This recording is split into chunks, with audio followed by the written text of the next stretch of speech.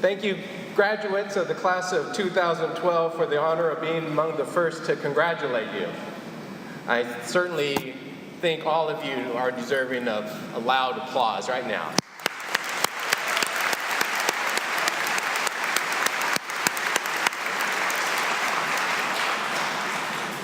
There are milestones in life that get etched in your memory, and this, I promise, will be one of them. I was happy to see in March that the nation's high school graduation rate has risen 75%. I thought a 3.5% increase was impressive. Then I heard Staten Island Technical High School boasts a 100% graduation rate, the highest in the city. As a naturally curious journalist, I asked myself, what's going on here? I think I contributed in a minor way to this awesome class's street cred.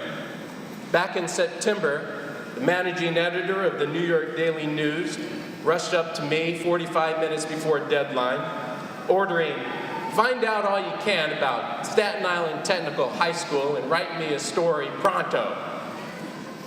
He stormed away, staring at his BlackBerry, then wheeled around and said, "Don't get beat by the post." I had always associated sciences with Stuyvesant High School and Bronx High School of Science. I wasn't aware that Staten Island Technical High School is the city's true jewel for math and sciences until I was asked to write a story about how the underdog Seagulls had just rattled the region, being named U.S. News and World Report best high school in New York City for math and science and among the tops in the nation. Since then, Principal Maniscalco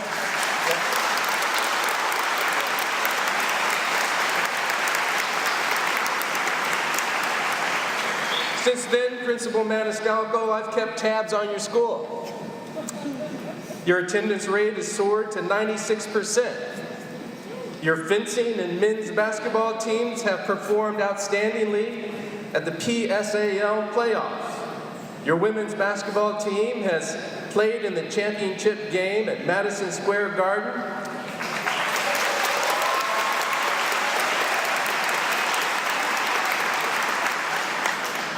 And you know what? I've even become a follower of the robotic plague on Twitter. Thanks to Jillian Jorgensen's report in the May 24th edition of the Staten Island Advance, I learned that $7 million has been allocated to fix up your athletic facility, which I hear has a track in the shape of a triangle. Is that right? I've also become a fan of Peter LaMarca. During his team's great playoff run this year, Coach LaMarca had something to say that not only inspired his players, it inspired me. Having heard every which way to describe his team as an underdog, he called a timeout to talk to the press. He said, "We heard the little engine that could. We heard Cinderella. We heard David and Goliath. He couldn't tolerate it anymore after wins over South Shore and Murray Bertram. Standing on the biggest sports stage in the land, he threw back his shoulders and nodded his head affirmatively. The Seagulls belong here," he defiantly declared. "We belong in Madison Square Garden, playing for the PSAL Championship of New York City." Earlier, I mentioned that this is a milestone you'll always proudly reflect on. And I assure you, there will be times when people will tell you you can't do something, or you can't be something that you know in your heart you're destined to be.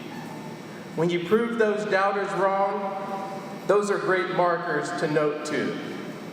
In 1983, a professor at San Francisco State University, a man who accentuated his eruditeness by smoking a calabash pipe and wearing a mustache more fitting a walrus, typed a letter to me that could have destroyed my dreams.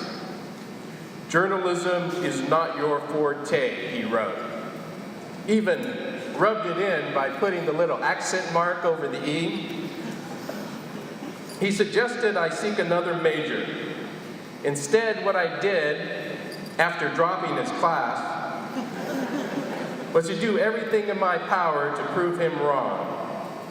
I can stand here before you today as a reporter and writer for one of the largest and greatest newspapers in the United States.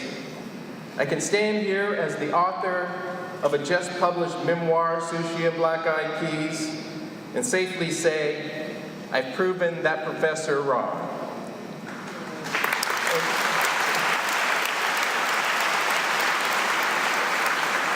If there is a shred of advice to take from this speech, let it be to set your sights high. Have the courage to reach your goals. Never entertain haters and doubters. Find something you love. Pursue your passions with all your might. When people say you can't do something, that you're wasting your time, just look them in the eye and say, thanks, but no thanks. I know I can. I appreciate this honor to address you. I have a feeling you're not going to need it, but good luck to the class of 2012.